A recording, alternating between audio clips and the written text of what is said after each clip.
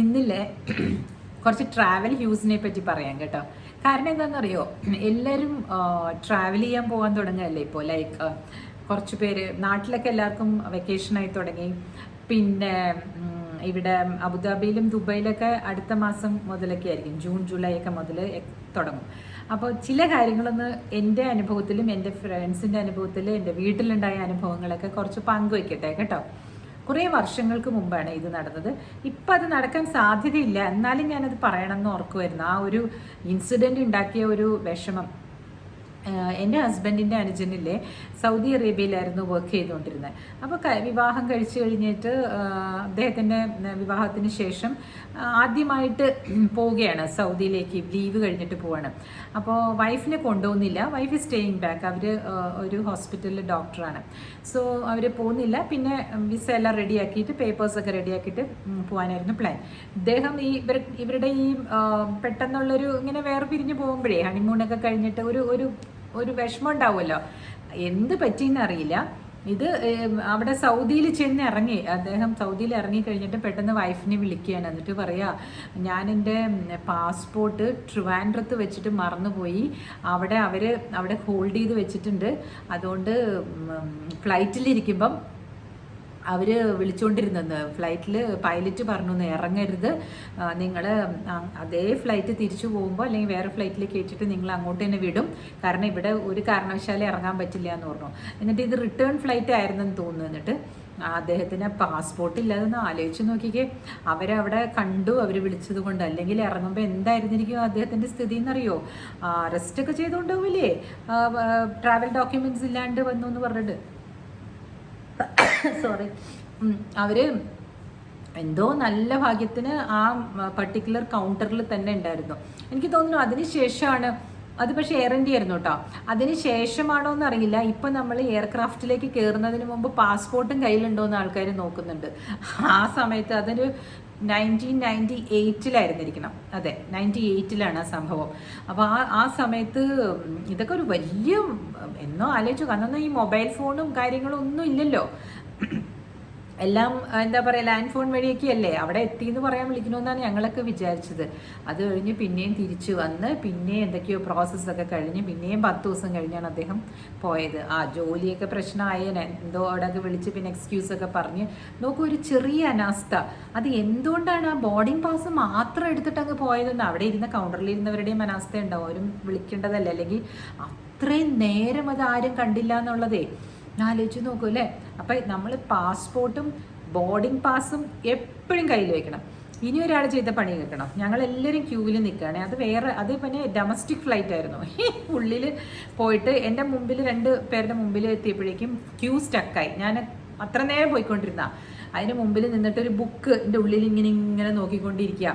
കുറേ പേപ്പേഴ്സ് ഉണ്ട് അതിൻ്റെ ഉള്ളിലൊക്കെ. He is searching for the boarding pass. അവരിപ്പോൾ പറഞ്ഞു, സർ അങ്ങോട്ട് മാറി നിന്നിട്ട് നോക്കൂ, ബാക്കിയുള്ളവരെയൊക്കെ ബോർഡ് ചെയ്യട്ടെ എന്ന്. എന്നിട്ട് ഞാനും വിചാരിച്ചത് എന്തൊരു അനാസ്ഥയാണല്ലേ അയാൾ കാണിക്കുന്നത്. ബോർഡിംഗ് പാസ് ആരെങ്കിലും മാറ്റി ഇങ്ങനെ വെക്കൂ. ബുക്കിൻ്റെ ഉള്ളിൽ ബുക്ക് മാർക്കായിട്ട് എന്തോ വെച്ച് വായിച്ചുകൊണ്ടിരിക്കുകയായിരുന്നെന്ന് തോന്നുന്നു. അയാൾ മറന്നുപോയി എവിടെയായിരിക്കണം, എന്താ ചെയ്യേണ്ടതെന്നുള്ളത്. കുറേ നേരം കഴിഞ്ഞിട്ടും ഫ്ലൈറ്റ് വിട്ടിട്ടില്ല. ഈ മനുഷ്യന് വേണ്ടിയിട്ട് നിൽക്കുകയാണ്. ഒരാളുടെ അനാസ്ഥ. ഇറ്റ്സ് നോട്ട് ഗുഡ് അല്ലേ. എത്ര ആളുകൾ നേരത്തെ കയറി ഇരിക്കുകയാണ്. അതും അതിൻ്റെ ഉള്ളിലൊക്കെ കയറി ഇരുന്ന് കഴിയുമ്പോഴല്ലേ നമുക്ക് ക്ലസ്ട്രോഫോബിയൊക്കെ ഉള്ളവർക്ക് എന്ത് ബുദ്ധിമുട്ടാണെന്നറിയോ. അത് കഴിഞ്ഞു. കുറേ നേരം കഴിഞ്ഞപ്പോൾ ഞങ്ങൾ ഒത്തിരി ആ ഫ്ലൈറ്റ് വിടുന്നതിന് കുറച്ച് മുമ്പ് എങ്ങാണ്ട് അയാൾക്ക് കിട്ടി തോന്നുന്നു. ഓടിക്കതച്ച് വന്നിരിക്കുന്നുണ്ടായിരുന്നു. എല്ലാവർക്കും ദേഷ്യം തോന്നി ആ മനുഷ്യനോട്. പിന്നെ ഒരു ദിവസം ഒരു സെലിബ്രിറ്റിയാണ്. സെലിബ്രിറ്റിയുടെ പേര് ഞാൻ പറയുന്നില്ലേ, വേറെ ഏതോ വീഡിയോയിൽ ഞാൻ പറഞ്ഞിട്ടുണ്ട്. ഒരു ഗായകനാണ് അദ്ദേഹം. ഇതേപോലെ തന്നെ എല്ലാവരും കയറി ഇരുന്ന് കഴിഞ്ഞിട്ട് പതുക്കെ ഇങ്ങനെ വരികയാണ്. അപ്പോൾ സെലിബ്രിറ്റി ആയതുകൊണ്ടാണോ അങ്ങനെ എല്ലാവർക്കും വെയിറ്റ് ചെയ്യിപ്പിച്ചിട്ട് ഭയങ്കര. നമ്മൾ സെലിബ്രിറ്റി ആകുമ്പോൾ നമ്മൾ ഓൺ ടൈം വന്നിട്ട് മറ്റുള്ളവർക്ക് മാതൃകയാവണം അല്ലേ. ഇങ്ങനെ ചെയ്യാൻ പാടില്ല എന്ന് പറഞ്ഞിട്ട് അങ്ങനെയൊക്കെ ആളുകളെ ബുദ്ധിമുട്ടിക്കുന്ന പരിപാടികൾ ഇതൊക്കെ നിർത്തുക. അതേപോലെ വളരെ ഇപ്പം കൊച്ചിൻ എയർപോർട്ടിലൊക്കെ ഭയങ്കര എന്താ പറയുക, വരുന്ന വഴിക്കൊക്കെ ഭയങ്കര ട്രാഫിക്കാണ്. ബെറ്റർ കുറച്ച് നേരത്തെ വന്ന് അവിടെ വന്ന് ഇരുന്നിട്ട് ലോഞ്ച് ഉണ്ടല്ലോ, ആ ഫെസിലിറ്റി ഉപയോഗിക്കാൻ പറ്റുന്നവർക്ക് അതെല്ലാം ഉപയോഗിക്കുക. റിലാക്സ് ചെയ്തിട്ട് ട്രാവൽ ചെയ്യുക. കാരണം ഓടിക്കതച്ച് വന്നിട്ട് ബാക്കിയുള്ളവർക്കും ബുദ്ധിമുട്ടാണ്. എന്നിട്ട് അവിടെ നിന്നിട്ട് ലാസ്റ്റ് മിനിറ്റിൽ ഇപ്പോൾ ഈ ഫ്ലൈറ്റിന് പോകാനുള്ളവരുണ്ടോ എന്ന് ചോദിക്കുമ്പോൾ കുറേ പേര് കൈപൊക്കുന്ന കാണാം. അത്രയും നേരം നമ്മളെല്ലാവരും ക്യൂ നിന്ന് പോയി അത് ചെയ്തത് വെറുതെ ആവുമെന്ന് തോന്നും അല്ലേ? സോ ദീസ് തിങ്സ് നമ്മൾ എന്നും വളരെയധികം ശ്രദ്ധിക്കേണ്ട കാര്യമാണ്. മറ്റുള്ള പാസഞ്ചേഴ്സിന് കുഴപ്പം പ്രോബ്ലം ഇല്ലാതെയാക്കുക. അതേപോലെ തന്നെ ചില ആളുകൾ കേട്ടോ, ഇപ്പം ഈയിടയ്ക്കൊന്നുമല്ല, കുറേ നാളുകൾക്ക് മുമ്പ് ഞാൻ ഇൻഡിഗോ ഫ്ലൈറ്റിലായിരുന്നു. ഇൻഡിഗോയുടെ കുഴപ്പമല്ല ഞാൻ പറയാൻ വന്നത്, ഫ്രണ്ടിൽ സീറ്റ് നമുക്കിങ്ങനെ ഈ ബുക്ക് ചെയ്യാൻ പറ്റും ലെഗ് സ്പേസിന് വേണ്ടിയിട്ട്. ഷോർട്ട് ഫ്ലൈറ്റാണ്, എനിക്ക് തോന്നുന്നു ചെന്നൈ ടു കൊച്ചിൻ.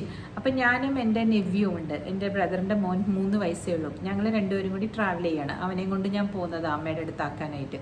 അപ്പോൾ ആ സമയത്ത് പുറകിലിരുന്നിട്ട് ഒരാൾ സീറ്റിൻ്റെ അടിയിൽ ഇങ്ങനെ ചവിട്ടുക, മനസ്സിലായോ? നമ്മൾ ഇരിക്കുമ്പോൾ it is like tapping on our buttocks അല്ലേ, എങ്ങനെ അടിക്കുന്നു ഒന്ന് ആലോചിച്ച് നോക്കിക്കേ. Intruding into the personal space of someone.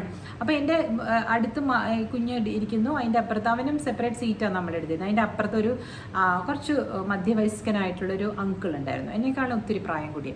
അപ്പോൾ ആ അങ്കിൾ ആ സമയത്ത് ഞാൻ ചോദിച്ചു, അങ്കിൾ വുഡ് യു മൈൻഡ് ഇപ്പുറത്ത് ഇരിക്കാവോ, ഇത് ഇങ്ങനെ ചെയ്യുന്നു, കുട്ടി പേടിക്കും ഞാൻ അയാളുമായിട്ട് കോൺഫ്രണ്ട് ചെയ്ത. അതും ഒരു കാര്യമാണ്. ഈ കുഞ്ഞുങ്ങളെയും കൊണ്ട് പോകുമ്പോഴേ നമുക്ക് വേറെ ആൾക്കാരെ കോൺഫ്രണ്ട് ചെയ്യാനും അവർ ഭയക്കും, അങ്ങോട്ട് ഭയങ്കരമായിട്ട് പേടിക്കും. പിന്നെ അവനെ ഞാൻ അവൻ്റെ അച്ഛനും അമ്മയും കൂടി ഇല്ലാണ്ട് ഞാൻ കൊണ്ടുപോകണേ, അവനെ വിഷമിപ്പിക്കാൻ പാടില്ല വെച്ചിട്ട് ഞാൻ മിണ്ടാതിരുന്നു. ഇതൊരു ഇൻസൾട്ടഡ് തോന്നിയെന്ന് അറിയോ? ഞാൻ തിരിഞ്ഞു നോക്കുമ്പോൾ ആ മനുഷ്യനൊന്നും അറിയാൻ വയ്യാത്ത പോലെ ഒരു കൂളിംഗ് ഗ്ലാസ് വെച്ചിട്ട്, ഫ്ലൈറ്റിനകത്ത് കൂളിംഗ് ഗ്ലാസ് വെച്ചിട്ട് ഉറങ്ങണം. അപ്പം തന്നെ ഒന്ന് ആലോചിച്ച് നോക്കിയാൽ അല്പത്തരം. ഞാൻ ഈ മലയാളീസിനെ അടിച്ച് കുറ്റം പറയണല്ല, ഞാനൊരു പ്രൗഡ് മലയാളിയാണ് കേട്ടോ. പക്ഷേ നിങ്ങൾ ഫ്ലൈറ്റിലൊക്കെ കയറുമ്പോൾ ചില എറ്റിക്കറ്റൊക്കെ ഉണ്ട്, എന്ത് സുഖം കിട്ടാനാണ് വല്ല പെൺകുട്ടികൾ ഇരിക്കുന്നതിൻ്റെ അടിയിൽ ഇങ്ങനെ ടാപ്പ് ചെയ്തിട്ട് അല്ലേ? അയാളെ പറ്റിയിട്ട് എനിക്ക് എന്ത് മോശം അഭിപ്രായമുണ്ട്. അപ്പോൾ ഈ അങ്കിൾ പറഞ്ഞു we will switch the seats, ചിലവന്മാർ അങ്ങനെയാ മോളെ എന്ന് പറഞ്ഞിട്ട് ആ അങ്കിൾ ഇപ്പുറത്ത് വന്നിരുന്നു, ഞാൻ ഇപ്പുറത്തിരുന്നു. അപ്പോൾ ഇയാളുടെ കാലങ്ങോട്ട് എത്തത്തില്ല. അങ്ങനെ ആ അങ്കിള് രക്ഷപ്പെടുത്തി. സോ ഇതൊക്കെ പക്ഷേ ഈ ഇൻ്റർനാഷണൽ ഫ്ലൈറ്റ്സിലൊക്കെ നമുക്ക് അധികവും നല്ല ആൾക്കാരാട്ടോ, അവർക്ക് പേടിയാണ്, അവർ അനങ്ങാതെ ഇരുന്നോളൂ. അനങ്ങാതെ ഇരിക്കുന്നവരല്ലെങ്കിൽ അപ്പം തന്നെ നമുക്ക് എയർ ഹോസ്റ്റസിൻ്റെ അടുത്ത് പറഞ്ഞിട്ട് നമുക്ക് വേറെ സീറ്റ് തരണം എന്ന് പറയാനുള്ള ഓപ്ഷൻസ് ഒക്കെ ഉണ്ട്. വി ക്യാൻ ഡു ദാറ്റ്, അതും ചെയ്യാവുന്നതാണ്. കാരണം നമ്മൾ സഹിച്ചവിടം വരെ ഇരിക്കേണ്ട കാര്യമൊന്നുമില്ല 4 മണിക്കൂറൊക്കെ. ചില ഞരമ്പ് രോഗികളുണ്ട്, പക്ഷെ അങ്ങനെ എല്ലാവരും അങ്ങനെയാണെന്നല്ല പറയണേ, പക്ഷെ അങ്ങനെ ഉള്ളവരുണ്ടെങ്കിൽ സൂക്ഷിക്കുക. ലേഡീസ് തനിയെ ട്രാവൽ ചെയ്യുമ്പോൾ എന്തെങ്കിലും ഡിസ്കംഫർട്ട് തോന്നുകയാണെങ്കിൽ you can tell the air hostess, അതൊരു കാര്യം. അപ്പോൾ ഈ പാസ്പോർട്ടും ട്രാവൽ ഡോക്യുമെൻസിൻ്റെ ഒക്കെ കാര്യം പറഞ്ഞപ്പോൾ ഈയിടെ നടന്നൊരു കാര്യം കൂടെ പറയാം കേട്ടോ. എൻ്റെ ഒരു കസിൻ, എൻ്റെ അനുജത്തിയാണ്, ഞങ്ങൾ ഭയങ്കര സ്നേഹമാണ് കേട്ടോ, എനിക്ക് ഭയങ്കര ഇഷ്ടമുള്ള എൻ്റെ കസിനാണ്. പുള്ളിക്കാരത്തിയും മോളും കൂടി ഒരു എന്താ പറയണേ തന്നെ ഒരു ട്രിപ്പ് പോയി കളയാമെന്ന് പറഞ്ഞ് ഗ്രീസിലേക്ക് പോയി. Greece, okay. അവിടെ ചെന്ന് സെക്കൻഡ് ഡേ ആണെന്ന് തോന്നുന്നു, അവരെന്തോ വേറെ ഏതോ ഒരു സ്ഥലത്ത് പോകാൻ വേണ്ടിയിട്ട് ഈ ഡോക്യുമെൻറ്റ്സ് ഒക്കെ വളരെ ശ്രദ്ധിച്ച് ഒരു പൗച്ചിലൊക്കെ ആക്കിയ പുള്ളിക്കാരത്തി വെച്ചുകൊണ്ടിരുന്നത്. അത് ഈ ടോട്ടെ ബാഗ് എന്ന് പറഞ്ഞൊരു സാധനമല്ലേ, ഇങ്ങനെ ഈ ഇതില്ലാത്തത്, എന്താ സിബില്ല അടയ്ക്കാനായിട്ട്, പക്ഷെ വലിയ ബാഗ് അതിട്ടിട്ടുണ്ടായിരുന്നു. അതിൻ്റെ ഉള്ളിലേക്ക് ഈ ഡോക്യുമെൻറ്റ്സിൻ്റെ പേഴ്സ് ഇട്ടത് ഓർമ്മയുണ്ട്, പിന്നെ കണ്ടിട്ടില്ല. പിന്നെ നോക്കുമ്പോൾ മോളുടെയും ഇവരുടെയും എല്ലാം പാസ്പോർട്ട് പോയിരിക്കണു. എങ്ങനെ ട്രാവൽ ചെയ്യും? അയ്യോ someone has taken my passport, thief എന്നൊക്കെ പറഞ്ഞ് അവിടെ കിടന്ന് പറഞ്ഞ് ആര് കേൾക്കാനാണ്? ആ കുട്ടി അങ്ങോട്ടും ഇങ്ങോട്ടും കിടന്നൊരു ആരുമില്ലല്ലോ, ആണുങ്ങൾ കൂടെ ആരോ നോട്ട് ചെയ്ത് വെച്ചിട്ടുണ്ടായിരുന്നു. എന്നിട്ട് വേഗം തന്നെ അവിടെ തന്നെ ഉള്ളൊരു കംപ്ലയിൻറ്റ് സെൻറ്റർ എന്ന് എഴുതി വെച്ചിട്ടുണ്ട്. ഒന്നും കാണാനില്ല, ഒരു ചെറിയ മൈക്ക് പോലെ എന്തോ സാധനം ഉണ്ട് അവിടെ. Yes you can tell the complaint here എന്ന് ഉള്ളിൽ നിന്ന് ഒരു വോയിസ് വരുന്നത്. പേടിയാകും എന്ന് പറഞ്ഞു. അങ്ങനെ ഒരു സിറ്റുവേഷനിൽ എല്ലാം പോയി കിട്ടിയില്ല. എന്നിട്ട് പിന്നെ അവസാനം ഇന്ത്യൻ എംബസിയിലൊക്കെ പോയി അവിടെ നടന്ന് ഇവർ രണ്ടുപേരും അമ്മയും മോളും കൂടെ നടന്ന്, പിന്നെ ഹസ്ബൻഡ് ദുബായിലായിരുന്നു, അദ്ദേഹം ഇവിടെ നിന്ന് പേപ്പേഴ്സൊക്കെ ശരിയാക്കാനുള്ളതൊക്കെ ആക്കി ഏതോ 7 to 8 days അവർ അവിടെ തന്നെ ആ ഹോട്ടലിൽ തന്നെ നിൽക്കേണ്ടി വന്നു. പക്ഷെ ആസ്പാസുള്ള സ്ഥലമൊക്കെ നടന്ന് കണ്ടു. ആലോചിച്ചൊക്കെ പാനിക്കായിട്ടുണ്ടാവും അല്ലേ? അപ്പോൾ എന്തായിരുന്നു എന്ന് വെച്ചാൽ നമ്മൾ ചുറ്റുപാട് ശ്രദ്ധിക്കണം. പിന്നെ ഇങ്ങനെ ഈ ലോക്സ് ഒന്നും ഇല്ലാത്ത, അതായത് ഇങ്ങനെ അടയ്ക്കാൻ പറ്റാത്ത ബാഗൊന്നും കൊണ്ടുപോകരുത്. അതൊക്കെ ഇടുമ്പോൾ വളരെ മൈൻഡ്ഫുള്ളായിട്ടായിരിക്കണം ട്രാവൽ ചെയ്യുന്നത്. എന്നിട്ട് ഒരുപാട് കഷ്ടപ്പെട്ടു. പിന്നെ അത് കഴിഞ്ഞ് പിന്നെ നാട്ടിലൊക്കെ പോകേണ്ടി വന്നു. നമ്മുടെ ഹോം കൺട്രിയിൽ പോയിട്ട് ട്രാൻഡത്തൊക്കെ പോയിട്ട് പാസ്പോർട്ടൊക്കെ റീക്രിയേറ്റ് ഒക്കെ ചെയ്തിട്ടാണ് വന്നത്. അതുകൊണ്ട് ഈ തരത്തിലുള്ള കൺട്രീസിലൊക്കെ പോകുമ്പോഴേ അവിടെ അതിന് വേണ്ടിയിട്ട് ഒരു സെറ്റപ്പ് ആൾക്കാർ ഇങ്ങനെ നോക്കി നിൽക്കുന്നുണ്ട്. നമ്മുടെ അഡ്വെഞ്ചറസ് ആയിട്ടുള്ള ലേഡീസും കൊച്ചുങ്ങളെയൊക്കെ കാണുമ്പോൾ അവർക്ക് മനസ്സിലാകും തനിയെ വന്നതാണോ ഇല്ലയോ എന്നുള്ളത്. അങ്ങനെ അവരുടെ അതൊരു വലിയ എക്സ്പീരിയൻസ് ആയിപ്പോയി എന്ന് പറഞ്ഞു. ബട്ട് സ്റ്റിൽ ഇറ്റ് വാസ് ഭയങ്കര പേടിച്ചു പോയി എന്ന് പറഞ്ഞു. കാരണം നമുക്കൊരു പാസ്പോർട്ടില്ല എന്ന് പറഞ്ഞാൽ നമ്മുടെ ഐഡൻറ്റിറ്റി പോയി എന്നാണ് അർത്ഥം. നമുക്ക് തിരിച്ച് നമ്മുടെ ഹോം കൺട്രിയിൽ വരണ്ടേ. ഒരുപാട് കഷ്ടപ്പെട്ടു അന്ന്. അപ്പം ഇങ്ങനെയുള്ള കാര്യങ്ങളൊക്കെ സംഭവിക്കാതെ ഇരിക്കാൻ നോക്കണം. നിങ്ങളുടെ എന്താ പറയുക, പേഴ്സണൽ ഡോക്യുമെൻറ്റ്സ് നിങ്ങളുടെ ബോഡിയിൽ തന്നെ ആയിരിക്കണം എപ്പോഴും. എവിടെയാണ് വെച്ചിരിക്കുന്നത്, മുമ്പിലേക്ക് ഇങ്ങനെ ഹഗ് ചെയ്ത് വെക്കുന്ന, ഇങ്ങനെ ഇടുന്ന തരത്തിലുള്ള ബാഗില്ലേ, അങ്ങനത്തെ ബാഗ്സ് ഇട്ടിട്ട് you have to hold it. വളരെ കോഷ്യസ് ആയിരിക്കണം. പിന്നെ പൈസയുടെ കാര്യം പിന്നെ അവർക്കൊക്കെ എല്ലാവർക്കും അറിയാവുന്നതായതുകൊണ്ട് പല ഉള്ളിലുള്ള പൗച്ചിലും അവിടെ ഇവിടെയൊക്കെ ഉണ്ടായിരുന്നു. പിന്നെ ക്രെഡിറ്റ് കാർഡ്സ് കയ്യിലുണ്ടായിരുന്നു, അതൊന്നും പോയില്ല. കാരണം അത് വേറെ ആയിരുന്നു. ഡോക്യുമെൻറ്റ്സും ക്രെഡിറ്റ് കാർഡും ഒക്കെ ഒന്നിച്ച് വെച്ചിരുന്നെങ്കിൽ അതും പോയേനെ.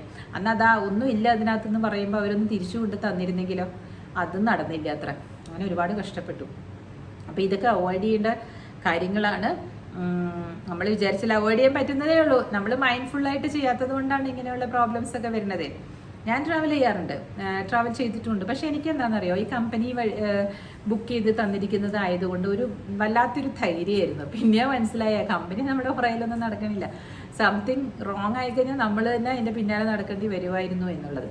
പിന്നെ എനിക്ക് തോന്നിയേക്കുന്നത്, ഈ പല കാലാവസ്ഥകളിൽ പോകുമ്പോഴും ഇല്ലേ, നമ്മൾ അതിനുള്ള ആഡക്വേറ്റ് ആയിട്ടുള്ള എന്തെങ്കിലും എന്താ പറയുക, ഇമ്മ്യൂണിറ്റി ബൂസ്റ്റേഴ്സ് ഒക്കെ ഇല്ലേ, ഏത് കമ്പനിയുടെയെന്ന് ഞാൻ പറയുന്നില്ല, ഞാൻ കഴിക്കുന്ന കമ്പനിയുടെ പറയുന്നതിന് കുഴപ്പമില്ല. ഞാൻ ഹിമാലയയുടെ തുളസി ടാബ്ലറ്റ്സ് കഴിച്ചിട്ടായിരുന്നു പോവാറ്, എക്സ്ട്രീം വെതർ കണ്ടീഷൻസ് ഒക്കെ ഉള്ള സ്ഥലത്ത്. അപ്പോൾ എപ്പോഴും നമ്മുടെ മൂക്ക് ഇങ്ങനെ ഒലിച്ചുകൊണ്ടിരിക്കും. അല്ലെങ്കിൽ ഇത് കഴിക്കുകയാണെങ്കിൽ അടുത്ത ദിവസം രാവിലെ ആകുമ്പോഴേക്കും നമ്മൾ ഫ്രഷ് ആയിട്ട് എഴുന്നേക്കാം.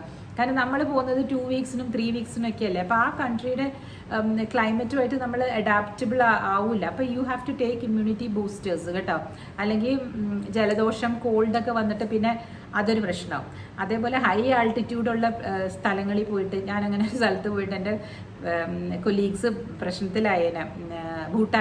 ഭൂട്ടാനിൽ നമ്മൾ ഭയങ്കര ഹൈ ആൾട്ടിറ്റ്യൂഡാണ് അവിടെയൊക്കെ, ഹിമാലയാസ് അല്ലേ, അതിൻ്റെ സൈഡിൽ കൂടി പിടച്ച് കയറി ടൈഗർ കേവ് കാണാൻ പോയതാണ്. എനിക്ക് ഈ അനീമിയുള്ള എനിക്ക് 1 മിനിറ്റ് നേരത്തേക്ക് ശ്വാസം കിട്ടിയില്ല.